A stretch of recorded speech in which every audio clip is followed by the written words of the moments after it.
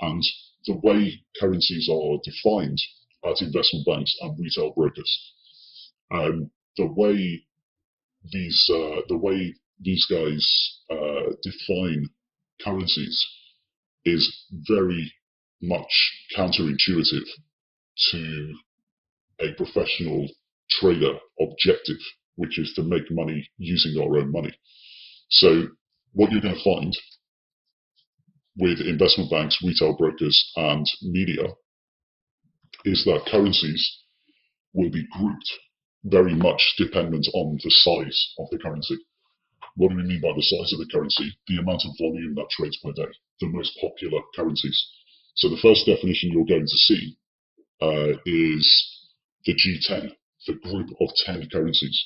And what we've got here is the classic definition of G10, which is the US dollar, euro, Japanese yen, British pound, Swiss franc, Australian dollar, New Zealand dollar, Canadian dollar, Swedish krona, and Norwegian krona. And you're going to notice here that we've got the letter C next to 4 of our currencies. So the letter C, for example, is next to Australian dollar, and the letter C actually stands for commodities. The reason why we've marked these up with a letter C next to them is because our objective is to figure out what has the most potential volatility, what has the least potential volatility, and we want to know what these currency values actually depend on. So what we've done is we've marked here the currencies within the G10. We've marked them with a C because the value of their currency is dependent, or very heavily dependent, on the price of international commodities. So just 1 or 2 particular commodities. And these differ, for example, from the US dollar, euro, yen, pound, Swiss franc, Swedish krona. They differ slightly because the other currencies don't depend solely on 1 or 2 commodities. So the prices of their currencies don't depend heavily on the price of 1 or 2 of their exports. And the bigger currencies, the US dollar, euro, Japanese yen, pound, Swiss franc, Swedish krona, these currencies that don't depend on the 1 or 2 commodities, those currencies are more diverse in their exports. And when you think about this, if a currency value is heavily dependent on 1 or 2 commodities relative to another that is very diverse in its exports, it's pretty obvious that it's more likely that the commodity currency is going to be potentially more volatile because it depends on just 1 or 2 factors rather than a multitude of factors. So we mark these up with a C to begin with. Investment banks will group all currencies together as G10. So will retail brokers.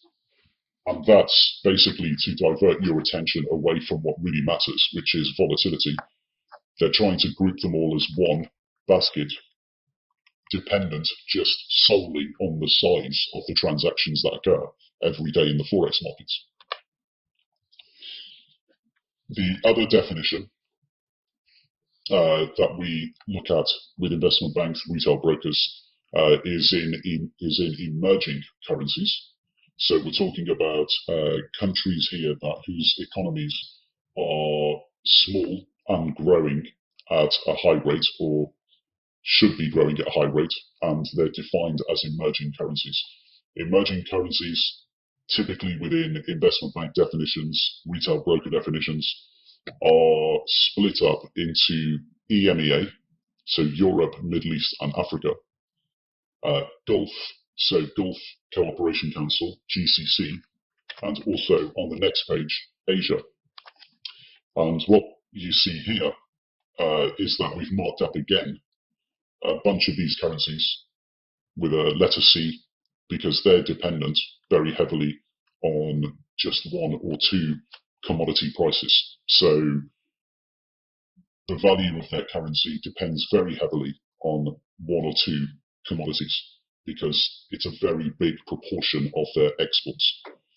And over here on the right-hand side, we've got the GCC, and with the GCC currencies, all the Middle East currencies, you can see that they are all dependent on one or two commodities. And you can also see we've marked them up with a P. The P stands for pegged, and this is a Forex regime. We're going to look more closely at Forex regimes, but for now, we just need to know that there's two main Forex regimes. The first one is a floating regime where a country's currency has the ability to float freely against all other currencies in the world.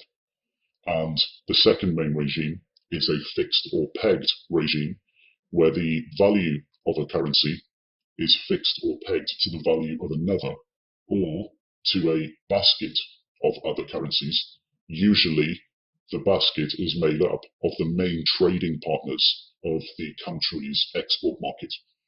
So we should know intuitively that in the Middle East, the commodity we're going to be looking at is the oil price. So oil exports of the Middle East.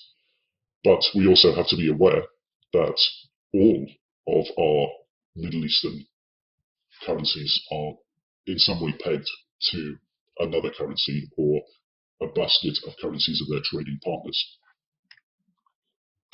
Again, we're doing this because we know as professional traders that it doesn't matter how big a country is, how big a currency is. It's really what matters is really the volatility of the asset itself. So when we move into Asia, we see that we have a large list again of emerging currencies in Asia, and a whole bunch of them have got dependency on commodities, and we also have a few of them, so the Chinese yuan, the Hong Kong dollar, and the Singapore dollar. These currencies are pegged regimes similar to GCC. And pegged regimes do have different nuances. We're going to look at those in more detail in video number 2. When we go into emerging currencies in Latin America, we can see that all Latin American currencies have some sort of dependency on commodities. And what we also notice is that there's no P's here next to our letter C's. So they're commodity dependent, but they're not pegged. They're actually floating. So when you go through the list here, you'll be able to see that anything that doesn't have a P is actually a floating regime. And anything that does have a P is a pegged regime. Now, as professional traders, we've mentioned or briefly skimmed over this, that as professional traders, what really matters to us is volatility. So when we define currencies, we don't really care that a country is in the G10 or not. Why would we care? As traders, what we're seeking out is volatility. So I want you to imagine, for example, a time horizon, and the time horizon can be any day, any time horizon at all. So it can be 1 day, 1 week, 1 month, 3 months, 1 year.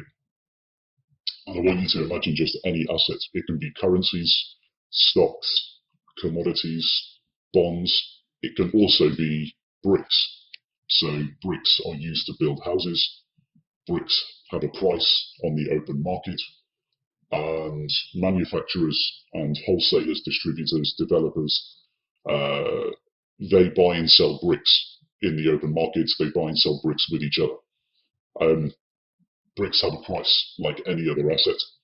and every asset has a marketplace. And over any given time horizon, what really matters for the people trading these assets is the volatility of the assets.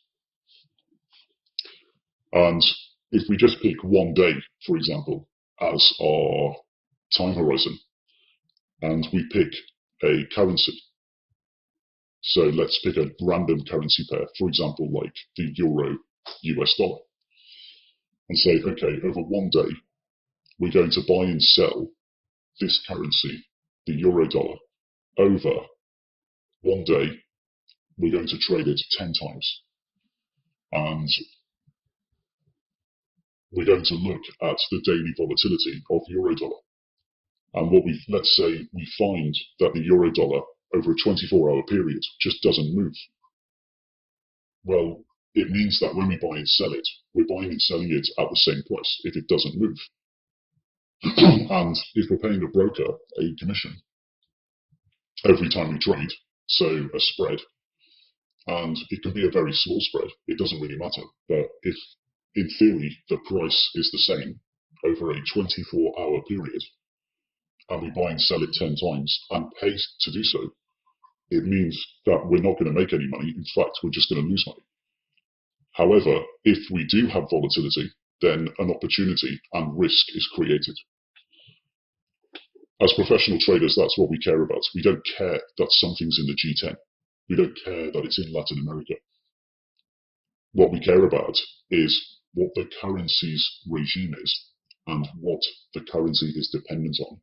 And this is a driver for volatility.